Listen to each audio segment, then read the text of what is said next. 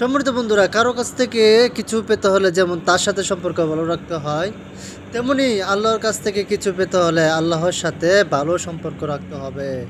ইনশাআল্লাহ সম্মানিত দর্শকবৃন্দরা, আশা করি বুঝতে পারছেন আমার কথাগুলো। তাই আল্লাহর সাথে সম্পর্ক ভালো রাখার চেষ্টা করুন। আল্লাহর যে আদেশ এবং নিষেধগুলো আছে সেগুলো মানার চেষ্টা করুন। আল্লাহর হুকুমগুলো মানার চেষ্টা করুন। তাহলে আশা করি আল্লাহ পাকের কাছে আমরা কোনো কিছু চাইলে আল্লাহ পাক আমাদেরকে না করবেন না। আল্লাহ পাকের কাছে আমরা কোনো কিছু যদি চাই, আল্লাহ পাক অবশ্যই আমাদেরকে তা দিবেন, দিবেন। এটা আল্লাহ পাকের ওয়াদা। কিন্তু আল্লাহ পাকের কাছ থেকে নিতে হলে আল্লাহ পাকের কাছে সেরকম আমাদের দামি হতে হবে, সেরকম মূল্যবান হতে হবে। যদি আল্লাহ পাকের কাছে আমরা যদি মূল্যবান না হতে পারি, তাহলে আমরা কখনো আল্লাহর কাছ থেকে কোনো কিছু পাবো না। তো সম্মানিত দর্শকবিন্দু, বুঝতে পারছেন আমার কথাগুলা।